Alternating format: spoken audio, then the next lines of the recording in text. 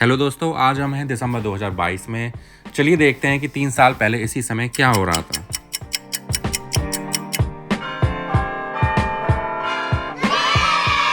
जी हाँ, आपने सही समझा। हम सब नए साल के स्वागत की तैयारियां कर रहे थे, पर चीन में उस समय एक नया ही खेल चल रहा था। वो खेल था कोरोना वायरस का। इस वायरस ने दोबारा से चीन में एक धमाकेदार एंट्री मारी है। हालांकि इसे री एंट्री भी कह सकते हैं। आपका स्वागत है आपके फेवरेट चैनल पाठशाला में। चलिए वीडियो की शुरुआत करते हैं। दिसंबर 2019, जब ज़्यादातर लोग सर्दियों का लुत्फ उठा रहे थे और उस आने वाले नए साल का इंतजार कर रहे थे। यह साल उस दशक का आखिरी साल होने वाला था। न्यूज़ चैनल्स आने वाले साल की भविष्यवाणियां करने में बिजी थे। कई लोग तो 2010 और 2020 की फोटोज सोशल मीडिया पर पोस्ट कर रहे थे और दिखा रहे थे कि पिछले 10 सालों में उनकी जिंदगियां कैसे बदली। लेकिन इन्हीं सब चीज़ों के बीच एक देश में कुछ अजीब ही हो रहा था। वो देश था चीन, जहां एक नया वायरस फैला हुआ था और कुछ लोग पिछले महीनों में ही उससे बीमार हुए थे।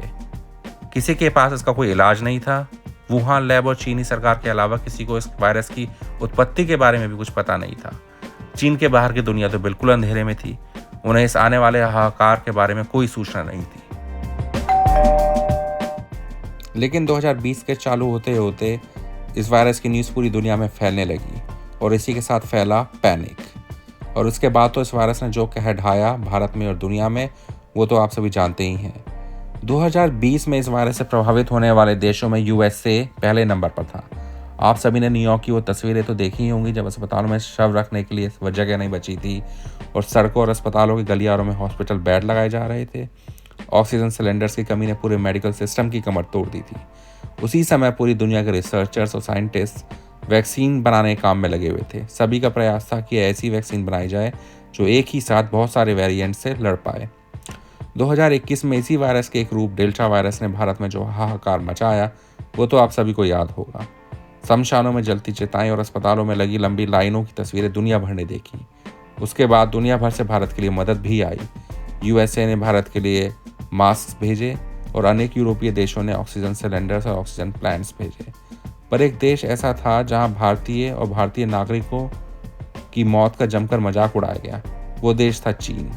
चीनी मीडिया ने भारत का जो मजाक उड़ाया, वो न केवल शर्मनाक बल्कि अमानवीय काम था। सरकार के अनुसार भारत में अभी तक 5 लाख लोग इस वायरस के कारण अपना जीवन खो चुके हैं। पर दोस्तों, पिछले कुछ हफ्तों में कमाल की बात हुई है। वो यह है कि इस वायरस ने दोबारा एंट्री मारी है, वो भी कहाँ, चीन में। चीनी एक्सपर्ट्स का मानना है कि चीन में 10 लाख से ज़्यादा लोग इससे मारे जा सकते हैं। हालांकि चीनी सरकार के अनुसार चीन में अब तक 10,000 से कम लोग ही पिछले 2 सालों में इस वायरस के कारण मृत्यु को प्राप्त हुए हैं।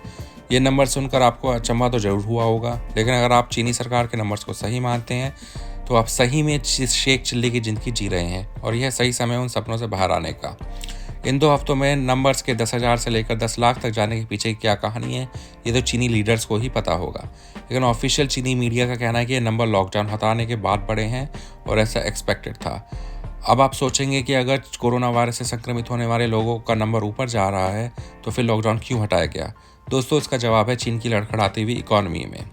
आपको पता होगा कि चीन की इकॉनमी मैन्युफैक्चरिंग बेस्ड इकॉनमी है और कोरोना वायरस के चलते सब फैक्ट्रीज और बिजनेसेस बंद हो गए थे। इससे उसकी इकॉनमी बुरी तरह प्रभावित भी हुई थी और इस कारण से चीन में आंतरिक दंगे और प्रदर्शन भी चालू हो गए थे। चीन की इकॉनमी को तो लॉकडाउन खोलकर सहारा दे दिया गया, लेकिन इससे होने वाले प्रदर्शनों को दबाने के लिए चीनी सरकार ने बढ़े हुए कोरोना नंबर्स का प्रयोग किया। देखना होगा कि अगले कुछ हफ्तों में कोरोना की वजह से चीन के ऊपर क्या प्रभाव पड़ता है।